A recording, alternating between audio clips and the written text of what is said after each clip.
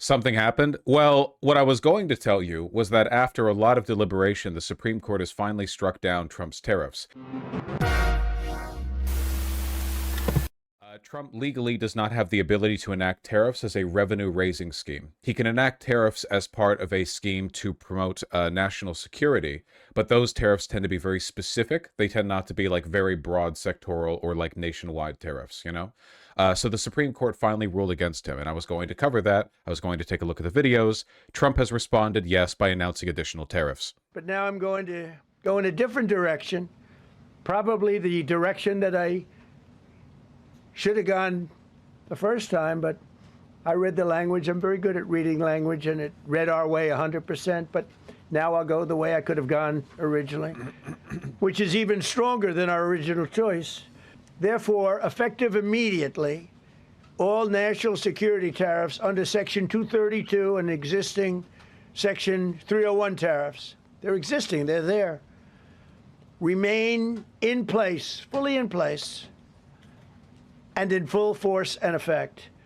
Today, I will sign an order to impose a 10% global tariff under Section 122 over and above our normal tariffs already being charged. And we're also initiating several Section 301 and other investigations to... So is he raising tariffs Congress actually approved? No, he's just defying the Supreme Court. So I guess we finally arrived here. This is the point we finally arrived at. This is the big, this has always been the big line, right? And I've said this before, this is where Trump's authority gets really challenged. He can do whatever he wants, but you can't fuck with the money. The problem is that Trump is really, really, really personally committed to this. He really, really likes the tariffs, but he's fucking the money. The Supreme Court took a while to deliberate on this because, and I guarantee you, the conservatives on the court were aware of the fact that they basically had no choice but to smack down the tariffs, because the idea of the president having unilateral authority in the future to do this is incomprehensibly dangerous, like infinite, like it's not just like because of authoritarianism. The Supreme Court is fine with authoritarianism, okay? It's that potentially you could just end the global economy on a whim. And the Supreme Court understands that it would be bad if they enabled that. So they delayed as much as they could because they wanted Trump to have his fun, you know, playing in the sandbox. And now they have finally ruled against him. And here we are. He has immediately, within a few hours, petulantly announced he will just be doing more. Either nothing ever happens or a lot of stuff is about to happen pretty quickly, would be my guess. That would be, it's kind of the two. It's either they let this float or this is the wall he runs up against, because he's fucking the money. He's molesting the money. He's taken the money to Little St. James and he's molesting it. Protect our country from unfair trading practices of other countries and companies. Jesus H. Christ. Okay, yeah, okay. So right now he's holding he held a press conference as an emergency response to the Supreme Court ruling. We're kind of viewing this out of order right now. Court decision on tariffs. Kristen, what are you hearing from the Trump administration about this?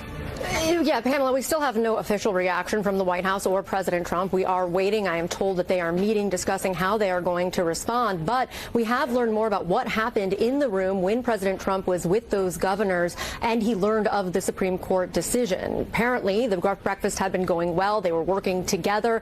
And then President Trump became enraged. He started ranting about the decision, not only calling it a disgrace, but started attacking the courts, at one point saying, "These effing courts," but using the actual language there. We know that President Trump does use expletives on quite often when he is enraged in particular. Now, this, of course, comes as this tariff policy, this could not be a bigger decision for President Trump. This could not be a bigger loss for President Trump. Not only is so much of his economic agenda based on these tariffs, so much of his foreign policy is based on these tariffs. He has used these tariffs as leverage in almost every meeting that he has had around the world. He has touted them as the most important part of the economic agenda. So clearly a huge loss, and he's just too emotionally attached to them is the issue. So again, for people who don't know, the technical distinction is this: the president has the ability to enact tariffs or like limitations on the distribution of American goods like abroad in certain cases as it pertains to national security.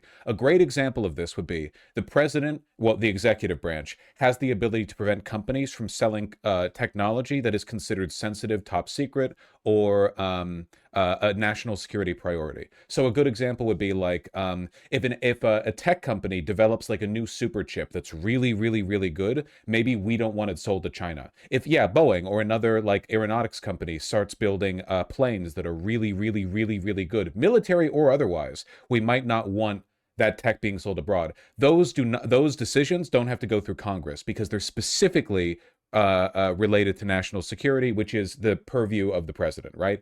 However, tariffs enacted for the purpose of raising money or anything else, anything similar, any restriction on trade, those have to go through Congress. And the president and his staff have many times over indicated that the purpose of these tariffs is to raise money, that we could replace income tax, that we could that we're going to raise bigly money, that we're going to get a rebate check from them. The focus on money means it's basically impossible. And also the idea that like, oh, national security demands we tariff every country on the planet, it was never going to work. And they shot themselves in the foot 100,000 times over with this. Recognizes that today. Pamela? All right, Kristen Holmes, very good point. Live for us from the White House. Thanks so much. Lots going on. I want to discuss what's. Yeah, I want to take a look at the CNN video following the Supreme Court's decision. So before we know Donald Trump responded with his press conference and doubling down on the additional tariffs. This is one of the most significant cases that the justices have decided in recent years. Here, the Supreme Court ruling that President Trump's use of these emergency tariffs that he has implemented are illegal. It's the most significant economic case to reach the high court in years, sweeping implications for the economy and, of course, for presidential power. And at stake here are billions of dollars in revenue that have already been collected by the government. Pamela Wolf, the other significance here is that this is the first time that the 6-3 conservative court has ruled against President Trump in one of these major. Well, wait, hold on. They ruled 9-0 against the illegal deportation. Okay, whatever. Cases that have gone before the court since he returned to power in January. Now, we are still going through this case, but this is something we have been waiting for. The court said that it would take up this case on an expedited basis. So they're deciding, even though it's a significant case now, because of course this has enormous implications. So as we go through this opinion now, what are they going to do with the money collected by the government from tariffs already? My understanding is that the ruling from the Supreme Court literally said it's going to be messy. Good luck. I'm not joking. They literally, like the official, the consensus ruling from the court was like, this was all illegally obtained money, so we're not officially saying you have to do refunds, but whatever you're going to do, it's going to be messy. And yes, right now, a bunch of companies are suing the government for money. Keep in mind that the family business of Howard Lutnick has already bought up rights to the revenue from tariff refunds from a bunch of affected companies, so they stand to make billions of dollars off this. In other words, Trump wanted the tariffs, but Trump's money guy bet like hundreds of millions of dollars on the tariffs not working out long run, so that he could make money. Just yet another sweep up of the wealth. Everything is gambling. Team, another outstanding question is what now happens to all that revenue that had been collected. This is something it really wasn't clear from the arguments what they would say about that, if they're going to lay out a plan. So we will continue to go through this, but this is an enormous decision and a rare loss for President Trump before this conservative court.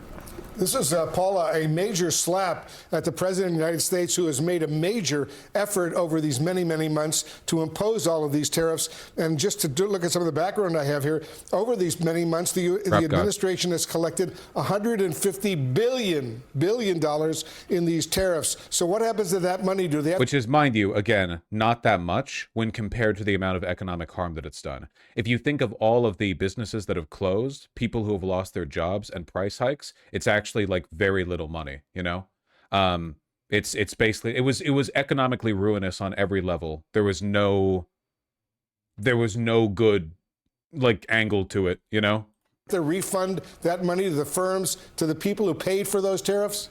That's one of the big questions that came up at arguments, and it's something that we're looking through now in this opinion. The top line is that these are illegal, that the president cannot rely on this 1977 emergency law to impose tariffs without authorization from Congress, because this question is really about the extent of presidential power. And we know in both his terms in office, President Trump has really worked at the edges of what has... No, he's just broken the law. Again, I can't...